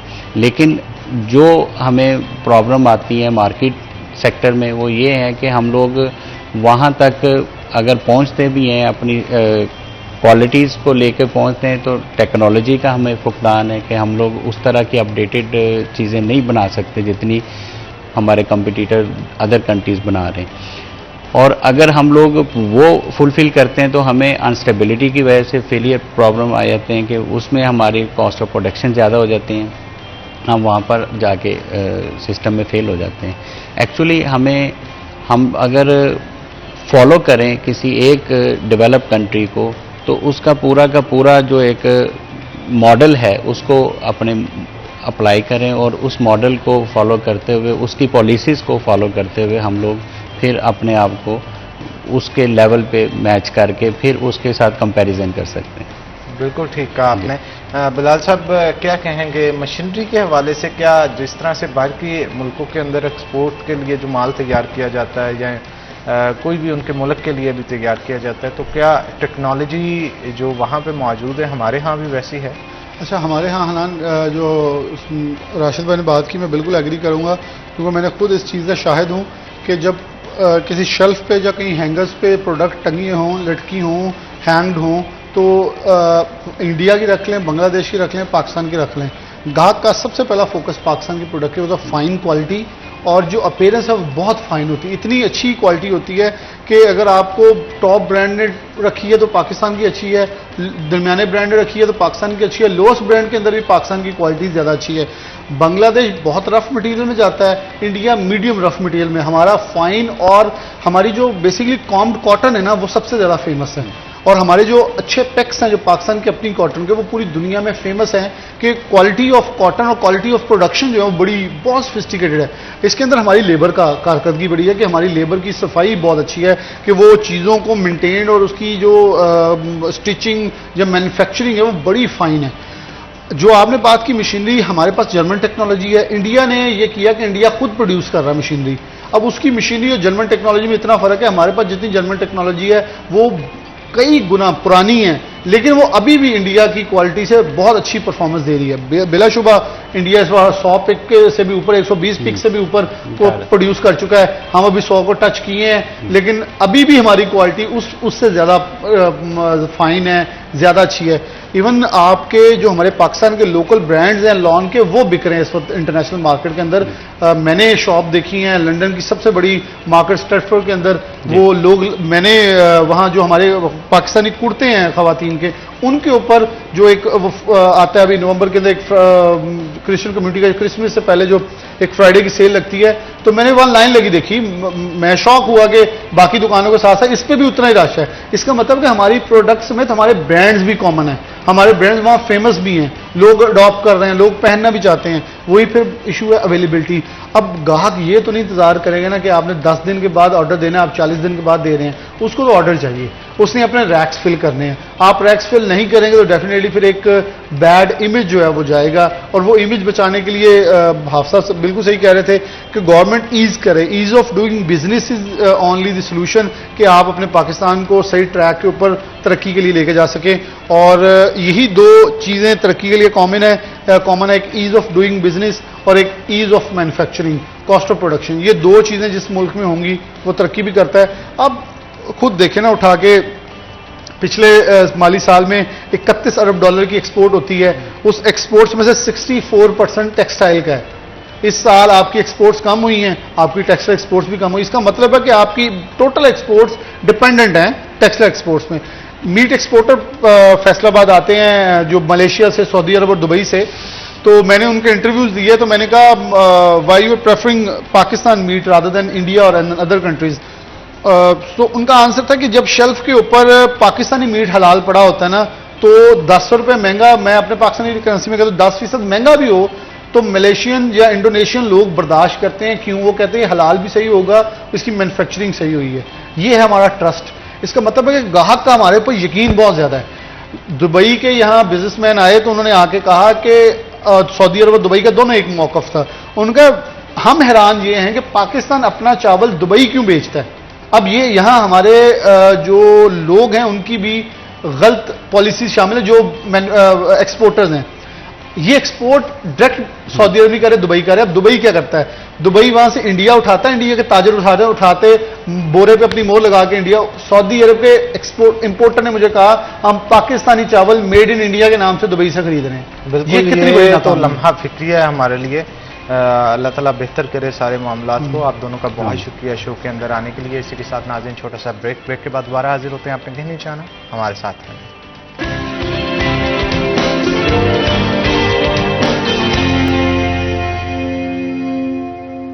वेलकम बैक नाज़रीन, ब्रेक के बाद खुश आमदीद नाज़रीन। आपको पता है कि सेकंड हाफ स्टार्ट हो चुका है और हमारी कोशिश होती है कि सेकंड हाफ के स्टार्ट के ऊपर ही आपको आज के भाव यानी मुख्तलिफ एशिया खुरोनोश जिसके अंदर सब्जियां, फ्रूट्स और दीगर चीज़ें आती हैं उनके रेट्स जो है वो बताया जाए। महकमों की तरफ से क्या रेट लिस्ट जो है वो जारी की गई है, इस हवाले से आज हम स्पेशल जानेंगे स्पेशल सेगमेंट आज के भाव में। बिलाल डोगर हमारे साथ मौजूद होंगे। बिलाल, बताइएगा क्या सूरत हाल है, क्या कहना है रेट लिस्टों के हवाले से? गुज़श्ता रोज़ की निस्बत रेट्स बढ़े हैं सब्जियों के या कम हुए? आज बिल्कुल मार्केट कमेटी फैसलाबाद की जानिब से आज बरोज़ बुध की रेट लिस्ट जो है वो जारी कर दी गई। गुज़श्ता अगर सालों में देखें तो ये सबसे ज़्यादा बुलंदतरीन सतह है अंडे फार्मी की। सब्जियों में उतार चढ़ाव दोनों तरफ देखा जा रहा है, जबकि अगर फलों की बात करें तो मुस्तहकम है। आलू 3 रुपये सस्ते हुए हैं 76 से 73 रुपये किलो। प्याज 4 रुपये महंगा हुआ है 46 से 50 रुपये किलो। टमाटर 3 रुपये महंगा हुआ है 115 से 118 रुपये किलो। सब्ज मिर्च 10 रुपये सस्ती हुई है 100 रुपये से 90 रुपये किलो। गाजर 45 रुपये महंगी हुई है 85 से 125 रुपये किलो। फूल गोभी 175 पे है, टिंडे 125 पे है, करेला 75 पे है, बैंगन 115 है, मटर सब 310 है, शिमला मिर्च 135 रुपये किलो। कोई भी ऐसी सब्जी नहीं बची जो 50 रुपये फी किलो से सस्ती रह गई हो। सब कुछ जो है वो अगर कमोडिटीज बात करें 50 से महंगी है, जबकि सब्जियों में जिसमें गोभी, शिमला मिर्च जो दीगर आती हैं उनकी कीमत 100 रुपये से कम किसी भी सब्जी की नहीं है। फलों की बात करें सेब गाचा 185 रुपये है, नाशपाती 145 रुपये किलो है, केला 160 रुपये दर्जन पे बरकरार है, गरमा 120, जामुन 170, अंगूर गोला 180, खुबानी 200 रुपये किलो पे बरकरार है, आम अनवर टोल 170, आम फजरी 75, आम चौंसा 140 रुपये किलो पे बरकरार है। कीमतें जो हैं वो 100 रुपये से ऊपर ही हर तरफ नजर आ रही हैं, जो कि आवाम के लिए महंगाई के बोझ से किसी तौर पे भी कम नजर नहीं आती। जी बहुत शुक्रिया बिलाल, आप सूरत हाल से आगाह कर रहे थे। आगे बढ़ते हैं नाज़रीन, अब हम कुछ आर्टिस्टों के हवाले से गुफ्तगू कर लेते हैं। फैसलाबाद की अगर स्पेसिफिकली बात की जाए तो आर्टिस्टों के हवाले से बड़ा इनरिच सिटी जो है इसे कहा जाता है। उसकी वजह यह है कि उस्ताद नुसरत फ़तेह अली खान साहब का ताल्लुक़ भी इस शहर से, और इसके साथ साथ बड़े बड़े सिंगर्स जो यहाँ से निकल रहे हैं दुनिया भर के अंदर अपना नाम बना रहे हैं। न सिर्फ सिंगर्स बल्कि स्टेज के अगर आर्टिस्ट देखे जाएँ, अब तो वो कहते हैं ना चढ़दा पंजाब और लैंदा पंजाब भी पंजाबी मूवीज़ के अंदर भी यकजा हो चुका है। बहुत सारे लोग मिल के मूवीज़ बना रहे हैं, और मूवीज़ से हट के अगर देखा जाए लाइव थिएटर परफॉर्मेंसेस के अंदर भी फैसलाबाद से बड़े बड़े फ़नकार निकले हैं जिन्होंने अपना नाम बनाया। कैलीग्राफी का आर्टिस्ट हों और या फिर दीगर आर्टिस्ट हों, सबकी जानब से बड़ा उम्दा काम किया जाता है और अपने शहर का नाम रोशन किया जाता है। फैसलाबाद आर्ट काउंसिल भी इस हवाले से मुख्तलिफ उनके आजकल फॉर्म्स भी इकट्ठे किए जा रहे हैं आर्टिस्ट सपोर्ट फंड के लिए, क्योंकि कहा जाता है कि फ़नकार जो होता है हमेशा हमारे शहर में उस टैलेंट की उस तरह से कदर नहीं की जाती उसको, क्योंकि हर फनकार को पेट भी लगा होता है, हर शख्स ने अपना पेट पालना होता है, तो उसके लिए उतनी उजरत नहीं वो कमा पाता अपने फ़न से जितने उसे कमाने चाहिए। तो गवर्नमेंट की तरफ से इनिशिएटिव लिया गया जिसके लिए उनको आर्टिस्ट सपोर्ट फंड भी दिया जा रहा है। उसकी भी जो फॉर्म्स हैं उसकी कलेक्शन जो आर्ट काउंसिल के अंदर हो रही है, आज गालबन लास्ट डेट है। तो इन तमाम तर सूरत हाल के हवाले से भी गुफ्तगू करेंगे और नए टैलेंट के हवाले से भी गुफ्तगू करेंगे। हमारे जो आज के गेस्ट हैं उनका तारुफ मैं आपके साथ करवा दूँ। हमारे साथ डॉक्टर दाऊद नसीर साहब मौजूद हैं जो कि इंचार्ज हैं रेडियो क्लब के, और इसके साथ साथ को इंचार्ज हैं विरसा म्यूजिक सोसाइटी के। आपको वेलकम करते हैं शो के। और उनके साथ साथ हमारी रिपोर्टर खिलजा मौजूद हैं जो कि एंटरटेनमेंट की बीट को भी कवर करती हैं। आपको भी वेलकम करते हैं शो के अंदर। तो सबसे पहले डॉक्टर साहब की तरफ चलते हैं और गुफ्तगू का आगाज़ करते हैं। डॉक्टर साहब क्या कहेंगे आप हमारे यहाँ अगर स्पेसिफिकली टैलेंट की बात की जाए तो टैलेंट इस मट्टी से बड़ी जरखेज़ है। इस हवाले से वक्तन फ़वक्तन बहुत सारे लोग ऐसे यहाँ से निकलते हैं जो किसी न किसी कह लें कि फील्ड से वाबस्ता तो होते हैं जी। पाकिस्तान का नाम तो रोशन होता ही होता है और शहर का भी नाम रोशन होता है। जैसे उस्ताद राहत फ़तेह अली खान साहब की बात जी। की जाए, नुसरत फ़तेह अली खान साहब की बात की जाए, जहाँ पे भी दुनिया भर के अंदर उनका नाम लिया जाता है, लाइलपुर को, फैसलाबाद को याद ज़रूर किया जाता है। और इसी तरह नया टैलेंट भी आगे देखने को मिल रहा है। क्या कहेंगे इस हवाले से? जी सर, ये आपने बिल्कुल ठीक बात की है। ये डेमोग्राफिकली अगर हम देखें तो ये जो बरसगीर का खित्ता है ये बड़ा ज़रखेज़ है आर्ट और कल्चर के हवाले से। तो इसमें जैसे आपने बड़े बड़े नाम लिए हैं, नुसरत फ़तेह अली खान साहब का, ये तो एक पूरा घराना था। और फिर आगे नस्ल दर नस्ल चलता आया राहत फ़तेह अली खान साहब। तो इसमें कोई शक नहीं है कि इन लोगों ने पाकिस्तान का बड़ा नाम रोशन किया है इंटरनेशनल लेवल पे। अब जो नया टैलेंट आ रहा है उसमें थोड़े से मसाइल ज़रूर देखने में आ रहे हैं, जैसे बच्चों को प्लेटफॉर्म नहीं मिल रहा उस लेवल का। और जैसे आपने बात की कि बहुत से जो न्यू टैलेंटेड पर्सनस हैं वो किसी ना किसी फील्ड से वाबस्ता हैं और वो क्योंकि उनको इसमें सिंगिंग में या अदर जितने भी आर्ट्स हैं उसमें अपना कोई फ्यूचर इतना सिक्योर नज़र नहीं आता क्योंकि प्लेटफॉर्म नहीं मिल पा रहा। तो उसकी वजह से वो एक कह लें कि दो कश्तियों के सवार हो जाते हैं। तो वो और बाज़ तो आप देखते हैं ना कि इंडिया के अंदर मतलब मैं कंपेयर तो नहीं कर रहा लेकिन फिर भी आर्टिस्टों को सपोर्ट करने के लिए मुख्तलिफ प्लेटफॉर्म शोज की सूरत में दिए जाते हैं। बिल्कुल ऐसी है सर, यहाँ पे नहीं होता। यहाँ पर ऐसा कुछ नहीं है। तो और इसके बावजूद भी फिर भी नाम बहुत टैलेंट है। और सर फिर भी आप देखें कि जो घराने हैं उनको फिर भी अपॉर्चुनिटी मिलती है कि वो एक बेस उनकी स्ट्रांग होती है। जैसे नुसरत फ़तेह अली खान साहब है, फिर राहत फ़तेह अली खान साहब आए, इसी तरह बाकी जो रुस्तम खान साहब हैं, तो उनको एक प्लेटफॉर्म मिला। और न्यू टैलेंट जो है उसको इतनी अपॉर्चुनिटी नहीं मिल रही कि वो उनको नज़र आए कि हाँ अगर हम इस आर्ट में मेहनत करें, सिंगिंग में मेहनत करें तो हमें जो है वो कुछ आगे जो है वो अपॉर्चुनिटी मिलेगी। उसकी वजह से फिर ना तो वो प्रॉपर जो है वो अपनी सिंगिंग को कंटिन्यू कर पाते हैं और ना ही जो है वो एजुकेशन को कह लें या कि जिस भी स्किल से वो और से वाबस्ता होते हैं उसमें भी जो है वो मीडियोकर रह जाते हैं। तो फिर वो ऐसे उनका न्यू टैलेंट के और डीमोटिवेट भी होता है वो, और फिर जो आने वाले लोग हैं उनको मोटिवेशन नहीं मिलती। बिल्कुल ठीक कहा आपने। खिलजा भी हमारे साथ मौजूद है, उनसे भी गुफ्तगू करते हैं। खिलजा, क्या कहेंगी अगर स्पेसिफिकली हम पंजाब आर्ट काउंसिल फैसलाबाद की बात करें, कौन से इनिशिएटिव्स हैं जो कि फनकारों के लिए लिए जा रहे हैं? जैसे बोला गया कि मतलब फैसलाबाद से आपने देखा पहले ही बहुत बड़े जो है वो नाम निकले हैं, तो मैं इस चीज़ को कहूँगी कि ठीक है, अब जैसे नाम निकल रहे हैं तो आर्टिस्ट को सपोर्ट करना जो है वो बहुत ज़्यादा ज़रूरी है। और फैसलाबाद आर्ट काउंसिल जो है जिसमें अपना बहुत बड़ा जो है वो एक रोल भी प्ले कर रही है। अभी भी जो आर्टिस्ट सपोर्ट फंड जो है इनके लिए लॉन्च किया गया है, तो उसमें ये सीन है कि 80 जो लोग हैं ना अभी तक जो फनकार जो है वो रजिस्टर करवा चुके हैं, जिसमें हमारे पास दास्तान गोई जो बयान करते हैं वो भी हैं, थिएटर फनकार भी हैं, गायकी के फनकार भी हैं, और इसके अलावा डिफरेंट जो है नुमाइश कैलीग्राफी वगैरह करते हैं वो हैं, तस्वीरें वगैरह जो बनाते हैं वो उसमें आते हैं।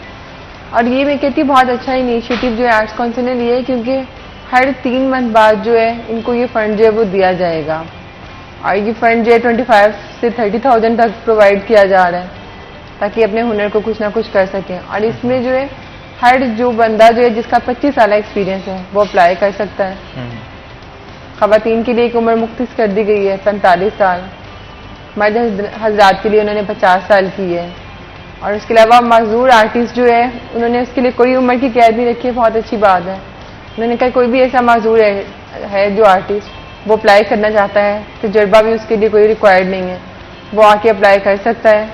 तो अभी मैं गई भी हूँ 1-2 दफ़ा खुद भी इंटरव्यूज़ के लिए, तो मैंने उनसे सुनी। अब जैसे मुहर्रम चल रहा है तो इस बरकत के महीने में तो बहुत अच्छे जो है कसीदे पढ़ते हैं, दास्तान कोई बहुत अच्छे कुछ फनकार बयान करते हैं। तो ऐसे इवेंट्स भी डिफरेंट जो है वो करवाए जा रहे हैं। और ये कि हम लोग अगर फनकारों को एक प्लेटफॉर्म अगर नहीं प्रोवाइड किया जाएगा तो मैं कहती हूँ बहुत से ऐसे जो लोग हैं वो छोड़ देंगे, क्योंकि आपने अपना घर तो चलाना ही है।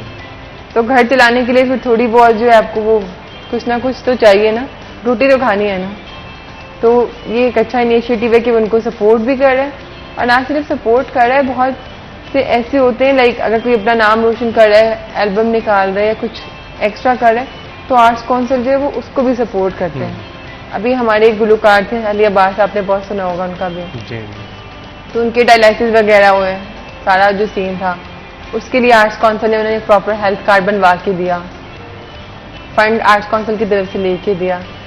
लाइक कुछ प्लेटफॉर्म बनाए भी गए हैं, लेकिन मैं कहती हूँ शायद हमारे जो हैं बहुत से ऐसे फनकार हैं जिनको पता नहीं है कि इस प्लेटफॉर्म को यूज कैसे करना है। Communication gap. कम्युनिकेशन गैप बहुत ज्यादा है। जो अली अब्बास के हवाले से आप बात कर रहे हैं, उनके लिए स्पेशल MS अलाइड हॉस्पिटल जो है, मैंने ही उनको कहा था जी।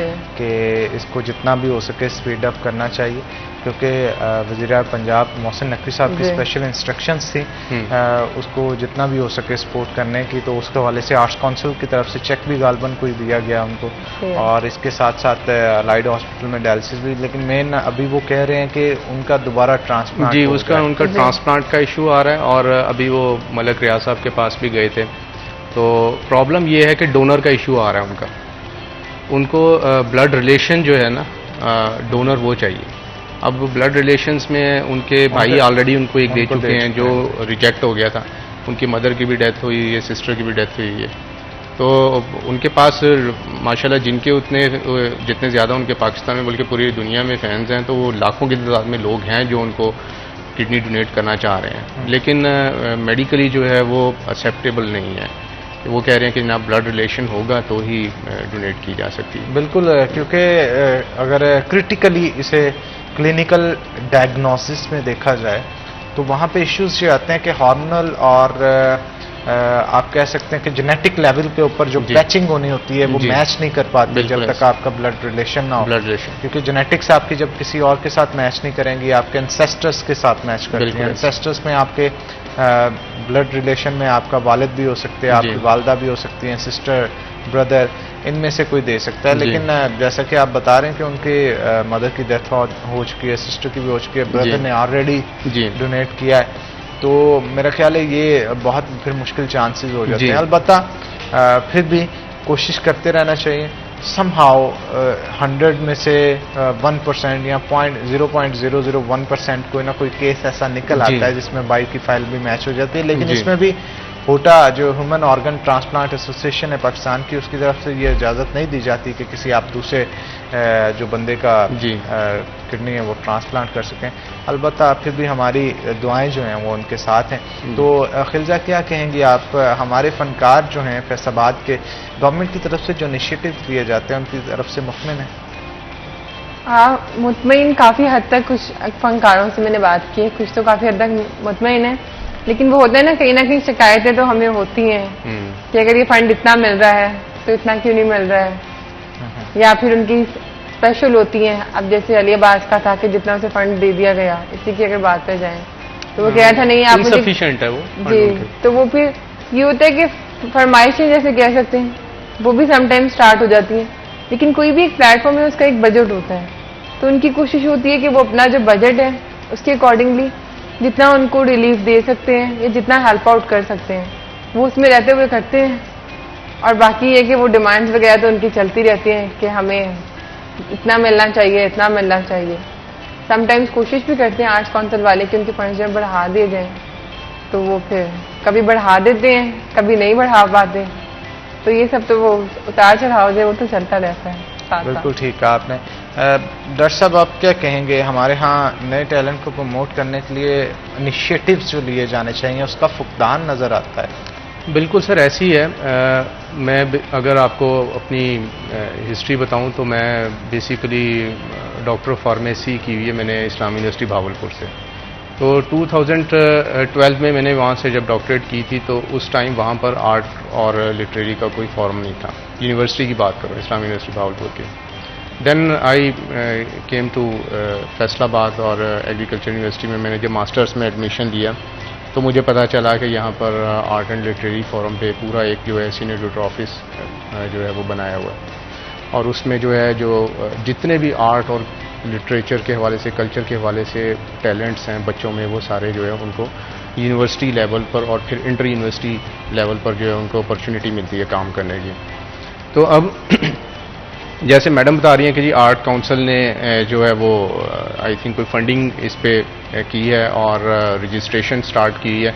अब यहाँ पर मेरे ख्याल में एक तालीमी इदारों का और आर्ट काउंसिल का प्रॉपर जो है कम्युनिकेशन इतना नहीं हो पा रहा, जिसकी वजह से जो क्योंकि टैलेंट जो है वो यूनिवर्सिटी से तालीमी इदारों से निकला है। हमारी न्यू जनरेशन सारी जो है वो स्कूल लेवल पे तो इतनी कोई अपॉर्चुनिटी नहीं होती, ना कॉलेज लेवल पे होती है। यूनिवर्सिटी एक प्लेटफॉर्म होता है जहाँ पर उसे फिर प्रॉपर जो है वो उसकी ग्रूमिंग भी हो रही होती है, पर्सनैलिटी के हवाले से भी उसकी जो स्किल्स होती हैं, बच्चे को पता चलता है कि मैंने किस फील्ड में जाना है, ठीक है, तो कौन सा मेरे लिए ज़्यादा सूटेबल है। इसी तरह अगर उसको यूनिवर्सिटी लेवल पे आर्ट और लिटरेचर के हवाले से प्लेटफॉर्म मिलेगा तो फिर वो उसके पास लास्ट प्लेटफॉर्म है जहाँ पे वो अपनी जो ये टैलेंट है उसको ग्रूम कर सकता है। और अगर वहाँ पर उसको एक कम्युनिकेशन मिल जाता है, जैसे बता रहे हैं कि आर्ट क्लब ये जो आर्ट काउंसिल है उसके साथ, तो वो फिर बच्चे को मज़ीद आगे जो है, जैसे मैडम कह रही हैं कि जी फील्ड का फंड्स का इशू है कि जी बच्चों को पता नहीं होता कि जी आगे हमारी सिंगिंग में अगर हम जाते हैं तो हमारा आगे क्या प्रोग्रेस होगी। सबसे बड़ी बात तो यही है ना कि पेट पालना है, घर चलाना है। तो हमारे मुल्क का तो सबसे बड़ा अलमिया जो है वो आपको पता है रोटी कपड़ा और मकान है। तो उस हवाले से फिर अगर ये कम्युनिकेशन गैप जो है फिल हो जाता है तो फिर मेरा ख्याल है कि टैलेंट जो है वो काफ़ी आगे तक जो है वो मूव कर सकता है। बिल्कुल ठीक कहा आपने, टैलेंट बिल्कुल मूव कर सकता है, लेकिन इसके लिए फिर बात वही होती है कि मुख्तलिफ फॉरम्स जो हैं वो उनको देने चाहिए जिससे वो आगे बढ़ सकें। तो नाज़रीन यहाँ पे छोटा सा ब्रेक के बाद दोबारा हाजिर होते हैं। आपने कहीं नहीं जाना, हमारे साथ हैं।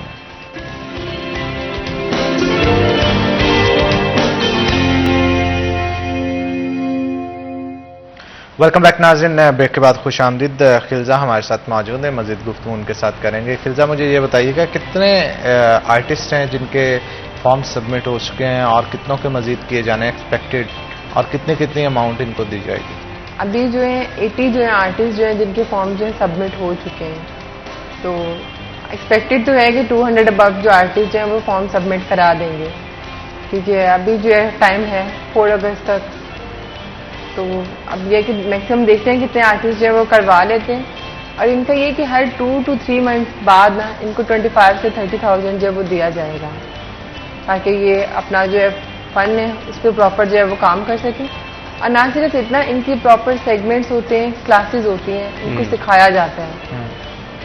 वीकली अगर देखा जाए मुशायरों की होती है, म्यूज़िक की क्लासेस होती हैं इनकी, जहाँ पे इनके प्रॉपर जो है हम लोग के जैसे कहते हैं ना टीचर्स, इनके भी उस्ताद मोहतरम होते हैं, मतलब सीनियर फनकार होते हैं जो आके इनको वहाँ पर सिखाते हैं, इनके मतलब हुनर को तराशते हैं। एक जगह अभी बहुत अच्छी बात कर रहे थे कि बहुत से ऐसे स्कूल कॉलेजेस या यूनिवर्सिटीज़ हैं, उन स्टूडेंट्स को नहीं पता कि प्लेटफॉर्म है या नहीं है।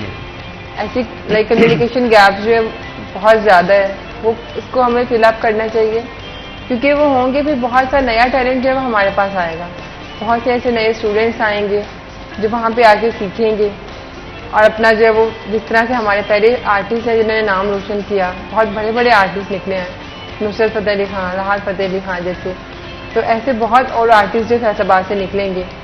इसके अलावा हमारे बहुत एक्टर्स हैं, मोहसिन हैदर की अगर बात की जाए तो हम लोगों को ये कि हम एक अच्छा इनिशिएटिव ये लेना चाहिए, एक तो आर्ट्स काउंसिल जो है वो भी खड़े, और साथ में डिफरेंट स्कूल कॉलेजेस और यूनिवर्सिटीज हैं, उनको चाहिए कि ऐसे प्लेटफॉर्म को जाके अप्रोच करें, उनके साथ मीटिंग्स करें। डॉक्टर साहब, आपको नहीं लगता कि यूनिवर्सिटीज़ को भी समर कैंप्स इस तरह से लगाने चाहिए कि बच्चों को कैलीग्राफी आर्ट और इसके अलावा दिगर आर्ट से रिलेटेड जो चीज़ें हैं वो सिखानी चाहिए? बिल्कुल सर, ऐसी है। ये अगर मैं अपनी यूनिवर्सिटी ऑफ एग्रीकल्चर फैसलाबाद की बात करूँ, जो हमारे पास आर्ट एंड लिटरेरी फोरम है, इसके अंडर जो है वो बेशुमार क्लब्स काम कर रहे हैं, जिसमें बिरसा म्यूज़िक सोसाइटी है, मीडिया क्लब है, आर्ट क्लब है, 3 मेन जो आर्ट एंड लिटरेरी से। इसी तरह सा है, सोसाइटी ऑफ एग्रीकल्चर राइटर्स के नाम से। तो बेशुमार ये क्लब्स हैं जिसमें हम टैलेंट को जो है वो यूनिवर्सिटी लेवल पर पहले लेके आते हैं और फिर इंटर यूनिवर्सिटी जो है कंपटीशंस में उनको लेके जाते हैं।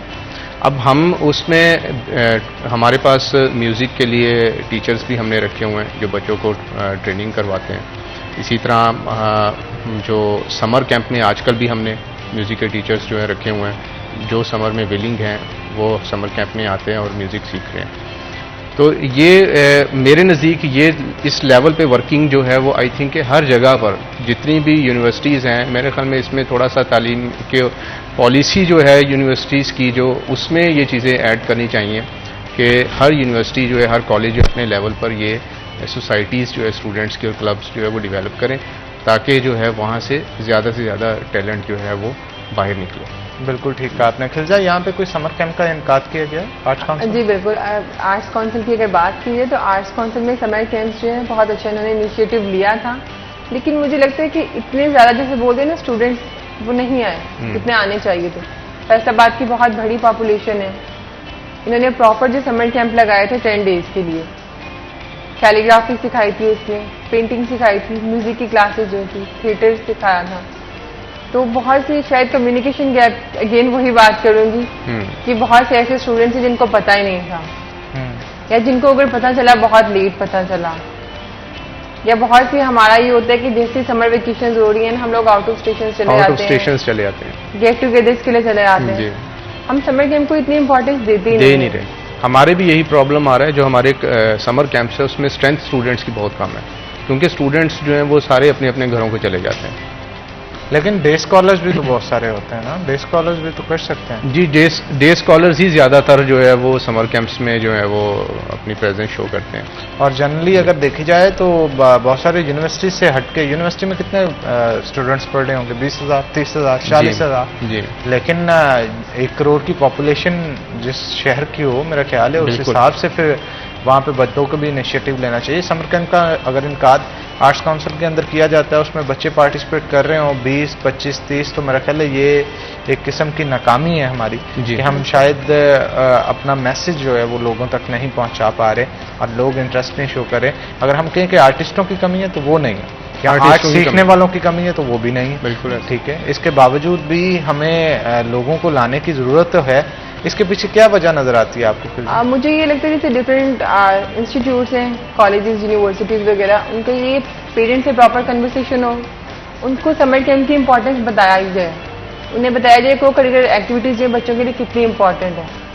एकेडमिक से हट के इन चीज़ों की तरफ जो है हमें स्पेशल जो है एक तवज्जो देने की बहुत ज़्यादा ज़रूरत है। तो अगर ये कि ये कम्युनिकेशन गैप ख़त्म हो जाए, पेरेंट्स को सेटिस्फाई करें, बच्चे अगर इंस्टीट्यूशंस में आएंगे तो ऐसी जगह पे भी आएंगे। अगर प्रॉपर जो है ज़्यादा गवर्नमेंट इंस्टीट्यूट है, फ्री ऑफ कॉस्ट आपको हर फैसिलिटी प्रोवाइड कर रहा है। बहुत से ऐसे भी मैंने इवेंट कवर किए हैं या कहीं जहाँ पेड समर कैंप है और वहाँ पे शायद ज़्यादा जो है ना तादाद आपको मिलती है। तो हम लोग शायद बहुत सी ऐसी जगह होती है जहाँ पे बहुत अच्छी अपॉर्चुनिटी मिल रही होती है, लेकिन वो कहते हैं ना कि फ्री ऑफ कॉस्ट जब आपको मिल रही होती है, बहुत से लोग जाते ही नहीं हैं, देखते नहीं हैं, चेकआउट भी करते हैं कि क्या ये अगर फ्री में सिखा रहे हैं तो इसमें क्या क्या सिखा रहे हैं, कितना अच्छा सिखा रहे हैं। ज़्यादा नहीं तो एक दफ़ा हम विजिट ही कर रहे हैं। बहुत से ऐसे लोग हैं जो विजिट करने ही नहीं जाते हैं कि नहीं ये फ्री में सिखा रहे होंगे या ये गवर्नमेंट इंस्टीट्यूट है। लेकिन मुझे लगता है कि वहाँ पे जो फैसिलिटीज़ प्रोवाइड की गई हैं, जिस तरीके से सिखाया गया है, जितने कम डेज में, और मतलब एक डे 1 से जो बच्चा आ रहा था, डे 10 पे जब वो सीख के जा रहा था तो बहुत ज़्यादा फ़र्क था। तो हमें एटलीस्ट विजिट करना चाहिए इंस्टीट्यूट्स को, जाके देखना चाहिए और अपने स्टूडेंट्स के लिए कंपल्शन करनी चाहिए उसके बाद कि हमारे ये इतने स्टूडेंट्स जो है हर इंस्टीट्यूट को जाके बताना चाहिए, वो ज़रूर आएंगे आपके पास, आपके प्लेटफॉर्म को ज्वाइन करेंगे और वो सीखेंगे और वो अपने स्टूडेंट्स में मुझे लगता है बाद में एक बहुत अच्छा पॉजिटिव चेंज देखेंगे। आपको नहीं लगता कि आर्ट्स काउंसिल को मुख्तलिफ कॉलेजेस, यूनिवर्सिटीज़ के साथ इल्हाक करना चाहिए ताकि वहाँ के स्टूडेंट्स को इधर लेके आएँ? आज जी आप सही कह रहे हैं, आर्ट्स काउंसिल को भी इल्हाक करना चाहिए, लेकिन मुझे लगता है कि अगर जैसे एक इंस्टीट्यूट है, एक प्लेटफॉर्म है, वहाँ पे बहुत से लोगों ने आना है, मिलने के लिए भी आना है, रोज़ कुछ स्कूल वाले आ रहे हैं, कॉलेज वाले आ रहे हैं, यूनिवर्सिटी वाले कोई भी आ रहे हैं, तो मुझे लगता है कि बेटर ये है कि वो खुद जाके उनसे मिलें, क्योंकि एक सीट पे अगर आप मौजूद है वो ज्यादा बेटर होगा। सवाल यहाँ पे ये उठता है कि अगर सपोज समर कैंप लगाया जा रहा है, उन तक मैसेज ही नहीं पहुँच रहा, वहाँ से बच्चे कैसे आएंगे? बिल्कुल ऐसे ही तो है। उसके लिए अगर इल्हाक होगा, वहाँ तक मैसेज पहुँचाया जाएगा कि हम ये काम कर रहे हैं, तो ही वहाँ से बच्चे आएंगे। अब जो मैंने उनसे मेरी सिलसिले में मतलब काफी बात हुई थी, अब बहुत से ऐसे इंस्टीट्यूट हैं जिनका तो विजिट होता रहा था, उन्होंने इन स्कूल्स को कॉन्टेक्ट भी किया डायरेक्टली कि अपने स्टूडेंट्स वगैरह को हमारे पास भेजें, लेकिन बहुत से ऐसे स्कूल कॉलेजेस हैं जिनका उन्हें भी नहीं पता तो एग्जिस्ट करते हैं नहीं। अब देखें ना, ये सोसाइटी के हेड यहाँ पे हमारे बिल्कुल साथ ऐसे बैठे ही है। हैं एग्रीकल्चर की, तो इनके साथ लाइजॉन किया जाए जो बिल्कुल मुख्तलिफ यूनिवर्सिटी के सोसाइटी के हेड्स हैं, आर्ट एंड कल्चर के, लिटरेचर के, उनके साथ अगर लाइजॉन होता है तो मेरा ख्याल है बहुत सारे मामला। बिल्कुल। डॉक्टर साहब बिल्कुल सर, मेरे नज़दीक ये बड़ा अच्छा पॉइंट आपने उठाया है। देखें, जैसे जब बात आ गई ना आर्ट काउंसिल, तो अगर हम बाकी इंजीनियरिंग काउंसिल है एजुकेशन के हवाले से, PMDC है, अदर डिफरेंट वेटनरी की काउंसिल्स हैं, तो क्यों नहीं आप देखें, अगर इन काउंसिल से रिलेटेड कोई भी डिग्री यूनिवर्सिटी लेवल पे स्टार्ट करनी है, कोई प्रोग्राम स्टार्ट करना है, तो they must have to get an affiliation from that council. तो हमारी अगर इस तरह की कोई पॉलिसी बना दी जाए मुल्की लेवल पे कि जनाब अगर आपने आर्ट और लिटरेरी फॉरम से रिलेटेड कोई भी सोसाइटीज़ यूनिवर्सिटीज़ लेवल पे जो है वो ओपन करनी है, तो आप उनकी रजिस्ट्रेशन करवाएं आर्ट काउंसिल से। उसमें बड़ा अच्छा जो है दोनों का गैप भी जो है वो फिल होगा, दोनों एक दूसरे के साथ कम्युनिकेटेड होगी। फिर आर्ट काउंसिल जो है वो वक्तन विज़िट कर सकती है, अपनी ट्रेनिंग्स वर्कशॉप्स जो है वो करवा सकती है, यूनिवर्सिटीज़ में आएंगे, उनके नुमाइंदे देखेंगे कि टैलेंट किस लेवल पर है, उसमें से टैलेंट को जो है वो फिल्टर करके अपने पास लेके जा सकते हैं और आगे उसको जो है वो अपॉर्चुनिटी दे सकते हैं काम करने की। बिल्कुल ठीक करते हैं। क्या कहेंगे आप फिर? हाँ जी, बिल्कुल ऐसा होना चाहिए। ये बहुत अच्छा इनिशिएटिव है। क्लियर कंपैशन हो जाएगी, कम्युनिकेशन गैप जो है वो काफ़ी हद तक ख़त्म हो जाएगा। आपस में जब इंटरेक्शन होगा, रजिस्ट्रेशन वगैरह कराने आएंगे तो कोई भी ऐसी एक्टिविटी होगी उनको बहुत इजीली पता चल जाएगा। तो दोनों साइड्स के लिए बेनिफिशियल है, इनके लिए इन्फॉर्म करना और इनके लिए अपने स्टूडेंट्स को भेजना, जिनके स्टूडेंट्स वहाँ पे जाएं, कुछ सीखें। अच्छा डॉक्टर साहब, आप रेडियो के फ्यूचर के हवाले से क्या कहेंगे? सोशल मीडिया और इसके साथ साथ इलेक्ट्रॉनिक मीडिया ने उसकी बड़ी जगह घेर ली। बिल्कुल सर, ऐसी है। अब देखें, रेडियो स्टेशन जो है वो आप ये कह लें कि एक पहली सीढ़ी है।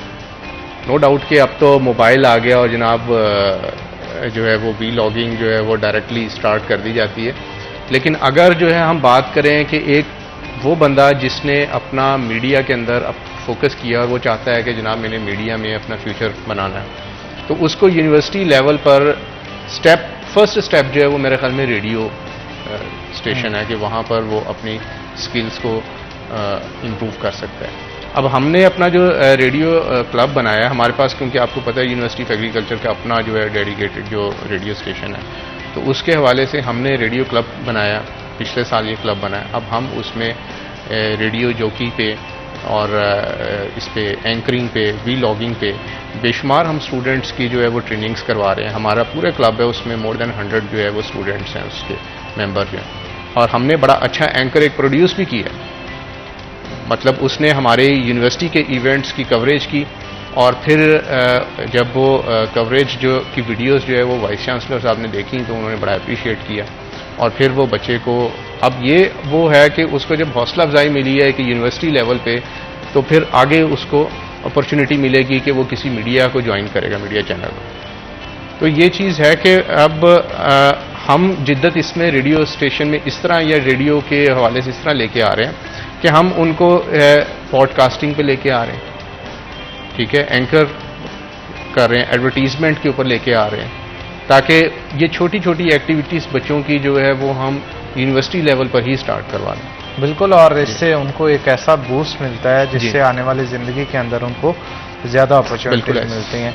तो आप क्या कहेंगे खिल साहब? बहुत सारे लोग ये ख्वाब लेके तो आते हैं लेकिन उनको अपॉर्चुनिटीज़ नहीं मिलती। उनके लिए बेहतर प्लेटफॉर्म मुहैया करना यूनिवर्सिटीज़ का भी काम है और मुतल्लिका इदारों का भी। जी बिल्कुल ऐसे, क्योंकि मैं कहती हूँ प्लेटफॉर्म्स में आते हैं क्योंकि हर जो है डिपार्टमेंट जो है उसका अंदर ही स्टूडियो वगैरह होना चाहिए जहाँ बच्चों को इधर सिखाया जाए डिफरेंट एक्टिविटीज़, लाइक उसने जिस भी फील्ड में आना।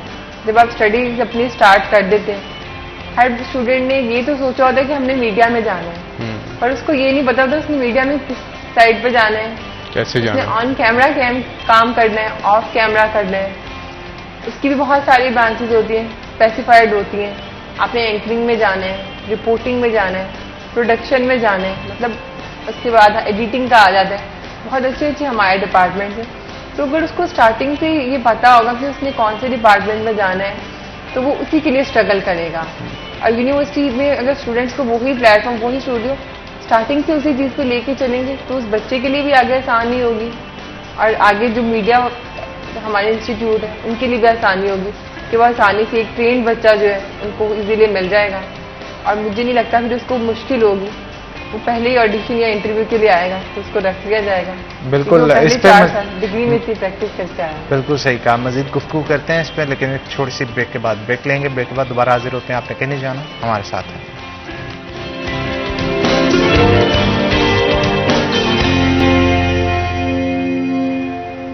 वेलकम बैक नाज़रीन। ब्रेक के बाद खुश आमदीद। डॉक्टर दाऊद नसीर साहब हमारे साथ मौजूद हैं। मजीद गुफ्तगू उनके साथ करते हैं। डॉक्टर साहब, प्ले बैक सिंगिंग के हवाले से आप बता रहे थे, अगर सब कॉन्टिनेंट में बात की जाए पाकिस्तान इंडिया की, तो कंपैरिजन किया जाए क्या फ़र्क नज़र आता है? जी सर, एक्चुअली अगर हम देखें तो हमारी जो आप टैलेंट की बात करते हैं कि हमारे टैलेंट का फुकदान है या उनको अपॉर्चुनिटी नहीं मिलती, बेसिकली हमारा क्या पूरी दुनिया में जो म्यूज़िक का रोल मॉडल है वो हिंदुस्तान है और उनके बड़े बड़े सिंगर्स जो हैं वहाँ से लेजेंड्स जो हैं वो दुनिया में आए।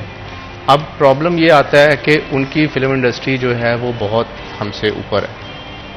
हमें 75 साल हो गए हैं, अभी भी हमारी फिल्म इंडस्ट्री जो है वो बहुत डाउन है और बेसिकली जो एक सिंगर है उसकी सक्सेस जो प्लेबैक सिंगिंग है। ये नहीं है कि जनाब हम जो है वो शादी के इवेंट्स में सिंगिंग करना शुरू कर देते हैं चंद पैसों की खातिर। अब उसमें जो प्रॉब्लम आ रहा है कि मैडम ने भी बात की कि जनाब ज़रिए माश का, कि अब एक सिंगर जो है वो बेचारा अपनी सारी ज़िंदगी जो है उस स्किल को डेवलप करने के लिए लगा देता है। तो जब उसको प्लेबैक सिंगिंग नहीं मिलती पाकिस्तान में तो फिर उसने मजबूरन कुछ अपना पेट पालने के लिए कुछ ना कुछ तो करना है। तो फिर वो सर्च करता है कि जनाब मुझे कुछ इवेंट्स मिले, मैं उनमें जाके सिंगिंग करूं। तो उसमें फिर बेशुमार लोग वो हैं, मार्केट भरी पड़ी है ऐसे सिंगर से। जो टैलेंट है, एक्चुअल टैलेंट जो होता है प्लेबैक सिंगिंग वाला, वो ज़ाया हो जाता है पाकिस्तान में। ये सबसे बड़ा प्रॉब्लम आ रहा है। तो अब मुझे ये बताएं, इनको लाइव करने के लिए, ज़िंदा रखने के लिए क्या करना चाहिए? प्लेबैक सिंगिंग को आम पब्लिक तक कैसे पहुंचाया जाए? पब्लिक से मुराद मेरी वो स्पेशल आर्टिस्ट हैं जिनके अंदर टैलेंट मौजूद है। जी, अब इसमें देखें, इसमें जो हमारे आर्टिस्ट कम्युनिटी है उनको चाहिए कि वो मुल्की लेवल पे, जैसे हम बात करते हैं कि जनाब इंडिया में बेशुमार जो है म्यूज़िक शो हो रहे हैं, कंपटीशंस हो रहे हैं, जिनके थ्रू जो है वो पूरे हिंदुस्तान से जो है वो लोग जो है वो डायमंड्स को लेके आते हैं ऊपर म्यूज़िक के। तो अगर हमारे भी जो आर्टिस्ट कम्युनिटी है वो फ्रीक्वेंटली कंट्री लेवल पे ये इवेंट्स रखे, प्रोग्राम्स रखे, जिसमें वो टैलेंट को लेके आएँ, पार्टिसिपेट करें, बच्चे आगे आएँ, तो फिर उनको आगे प्लेबैक सिंगिंग का मौका मिलेगा, तो उससे ये चीज़ें बेहतर होंगी। हमारी आर्टिस्ट कम्युनिटी सोई पड़ी है। आप देखें ख़ास तौर पे, अब आप देखें कुछ किसी लेवल पे OST सॉन्ग्स जो हैं ड्रामों के, वो आजकल जो है वो ट्रेंड ज़रा चला है। अदरवाइज़ मेरा नहीं ख्याल कि जो म्यूज़िक इसकी प्लेबैक सिंगिंग है इसकी फिल्म इंडस्ट्री की, उसमें कोई आपको कोई सिंगर जो है वो नया सिंगर कोई सुनने को मिला हो। और इसकी निस्बत इंडिया के हवाले से क्या कहें? इंडिया में आप देखें कि आपको रोज़ जो है वो एक नया सिंगर मिलता है। इवन के वो तो इस लेवल पे सिंगिंग पे पहुंच गए हैं कि उन्होंने वो आतिफ असलम की भी डमी कॉपी निकाल ली। मतलब वहाँ पर, और उन बाकायदा उसको लेके आए हैं। ये नहीं कि वो एक अनइंटेंशनल है, बाकायदा उसको प्रमोट किया गया कि जनाब हमने आतिफ असलम के मुकाबले में जो है वो मिथन जो वहाँ पे सिंगर है उसको प्रमोट करना है। जो वहाँ पर इंतहा पसंद आप कह लें कि उनकी इंडस्ट्री में लोग बैठे हैं। इंतहा पसंदी तो बिल्कुल उनके इलाकों में काफ़ी ज़्यादा इस हवाले से पाई जाती है। इनसिक्योरिटी है ना कि बाहर का टैलेंट आके यहाँ की इनकम सारी जनरेट करके ले जाता है और पॉपुलैरिटी भी लेता है हमारी इंडस्ट्री में आके। और ये तो ऑन रिकॉर्ड शोज़ के अंदर, मुख्तलिफ शोज़ के अंदर हमें रेशमिया ने भी ये बात की, बिल्कुल ऐसे। इवन राहत साहब के हवाले से उन्होंने ये गुफ्तगू की थी। अलबत्ता वहाँ पे मौजूद फिर जो सीनियर सिंगर्स थे उनकी जान से उनकी इंसल्ट भी की गई कि आप किसी आर्टिस्ट के बारे में स्पेसिफिकली नाम दे के इस तरह से उसे नहीं डिमोट कर सकते। आप उनकी फैमिली को देखें कि आखिर उनका हिस्ट्री क्या है, किस तरह से वो इस फील्ड के अंदर आए और कितनी खिदमत उनकी। ये बात आपकी बिल्कुल दुरुस्त है। खिलजा, आप क्या कहेंगी? हमारे यहाँ टैलेंट की कदर नहीं है, लेकिन यही टैलेंट जब बाहर जाता है इसकी कदर होना शुरू हो जाती है। बिल्कुल ऐसी है। बहुत ज़्यादा होती है। जैसे बोला कि आतिफ असलम की एक डमी आ गई, यहाँ का टैलेंट है। पाकिस्तान में शायद उसको इस तरह से ऑब्लाइज नहीं किया गया, राहत को इतना मतलब इस तरह से पे नहीं किया गया, ऑब्लाइज नहीं किया गया कि उन्हें नीड फील होती है। क्योंकि होता है ना कि आपको मैक्सिमम जहाँ से अच्छी अपॉर्चुनिटी मिलती है तो वो आप जाते हैं, तो उन्हें इंडिया जब ज़्यादा ऑब्लाइज करते हैं तो उन्हें ना चाहते हुए भी फोर्सफुली भी अगर वो बुला रहे हैं, आपको अच्छा पे कर रहे हैं या अच्छा दे रहे हैं, तो आपको वहाँ पर जाके करना पड़ता है। और जहाँ हमारा टैलेंट है सारा वो वहाँ पे जाता है। ना ही सिर्फ सिंगर्स की अगर बात कीजिए, हमारे बहुत से अच्छे एक्टर्स हैं, फवाद खान हो गया, मावरा हुसैन, जो यहाँ से जाके वहाँ पे काम करते हैं। माहिरा खान। तो ये कि यहाँ से जाके वहाँ पे काम क्यों कर रही है, क्योंकि वहाँ पे उन्हें एक अच्छी अपॉर्चुनिटी नजर आ रही है। और हमारे शायद चीज़ों को उस तरह से एक्सेप्ट नहीं किया जाता। अब बारबी मूवी जो एनिमेटेड आपने भी सुना होगा लॉन्च हुई है थोड़ा सा पहले ही, कुछ दिन हुए, तो पंजाब में एक दिन चलने के बाद उसे बैन कर दिया गया। हम लोग कहते तो जरूर हैं कि हम लिबरल हैं, लेकिन मुझे लगता है शायद हम उस तरह से हैं नहीं। और इसी तरह जब पाकिस्तानी मूवीज़ रिलीज़ की जाती हैं, जैसे ईद के ऊपर मोस्टली रिलीज़ की जाती हैं, बड़ी ईद पे या छोटी ईद पे, तो जो इंडस्ट्री मालकान होते हैं उनका हमेशा से ये स्टांस रहा है कि यार जब पाकिस्तानी मूवीज़ रिलीज़ होती है ना ईद के ऊपर, तब हॉलीवुड की या बॉलीवुड की मूवी, बॉलीवुड की तो ऑलरेडी नहीं लग रही हमारे सिनेमा घरों के अंदर, लेकिन हॉलीवुड की भी उनका कहना है कि बड़ी मूवीज़ ना लगाई जाए, क्योंकि जब वो लगाई जाती हैं तो ऑटोमेटिकली अगर हम कंपेयर करें तो फिर जो सच्चाई है वो कहना चाहिए। सिनेमेटोग्राफी उनकी अच्छी होती है, एक्टर्स उनके अच्छे होते हैं, एक्शन सीन्स उनके अच्छे होते हैं, स्टोरी लाइन उनकी अच्छी होती है, ये तमाम चीज़ें मिलके एक ज़बरदस्त भरपूर पैकेज बनाते हैं। फिर अल्टीमेटली अवाम का रुझान जो है उन मूवीज़ की तरफ ज़्यादा होता है।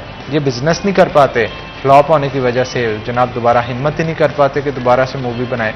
अब कुछ तहफ़्फ़ुज़ात तो इनके हैं, लेकिन क्या हम अपनी इंडस्ट्री को बेहतर नहीं कर सकते कि वो उनके मुकाबले में कम्पीट करें उनसे?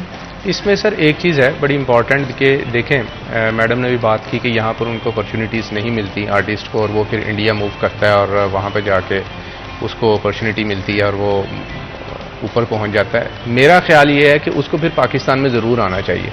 बिल्कुल, फिर ही बेहतरी की तरफ चीजें आती हैं। इस पे तो हम डॉक्टर साहब जितना गुफ्तगू करें वो कम में वक्त, क्योंकि थोड़ा इसलिए आप दोनों का बहुत शुक्रिया, आप लोग आज के शो में आए। इसके साथ नाज़रीन आज के प्रोग्राम से अपने मेज़बान हनान बुखारी को दे इजाज़त, फिर होगी आपसे मुलाकात, तब तक के लिए अल्लाह हाफिज़।